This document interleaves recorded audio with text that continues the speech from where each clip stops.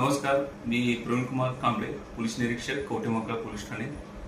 Kavathemahankal police Thane हद्दीत असलेले दूरक्षेत्र सलगरे यातील आमचे बीट अंमलदार पोलीस हेड कॉन्स्टेबल रवी गोसावी यांना त्यांच्या बीटमधील कर्ली गावामध्ये भारत इराप्पा करपे वय 58 वर्ष यांचा दिनांक 28 मार्च या दिवशी त्यांची मिसेस नीलाबाई करपे व तिचा प्रियकर बाबजी करपे या दोघांनी मारहाण करून गळा दाबून जीव घेतलेला आहे.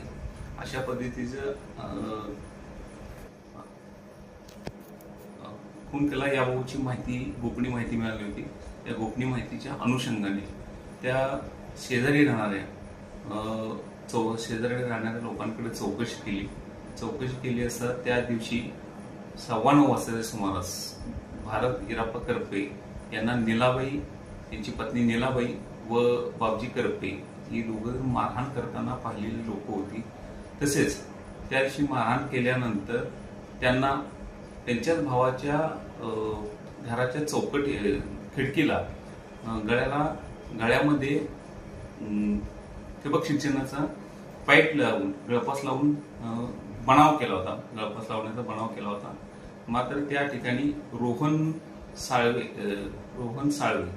हा मुलगा वॉशरूम करता गेलेला असताना त्याने ते पाहिल्यानंतर त्यांना परत इथं हॉस्पिटलमध्ये आणल्यानंतर इथे ते दारू पिऊन मयत झाले अशी खोटी बतावणी केली व त्यांचं पीएम न करता परत नेऊन त्यांचं प्रेत 4:30 वाजता दहन वगैरे केलेलं होतं.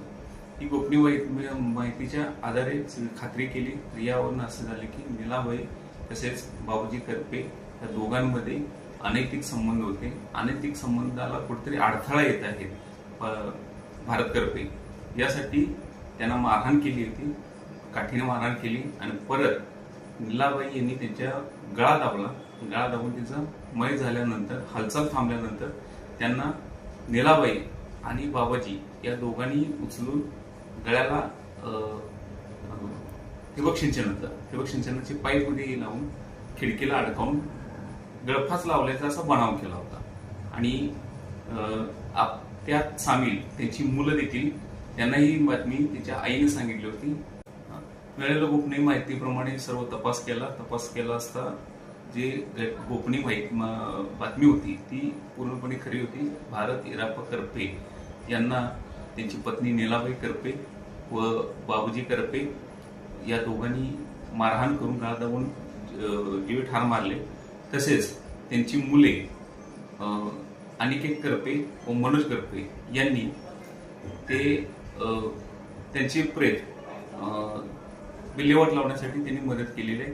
असं निष्पन्न झाल्यानंतर त्यांच्या विरोधात कवठेमहांकाळ पोलीस ठाणे गुन्हा नंबर 131/2026 BNS कलम 103(1)/238(3)(5) प्रमाणे गुन्हा दाखल केला असून त्याचा तपास आम्ही स्वतः करीत आहोत.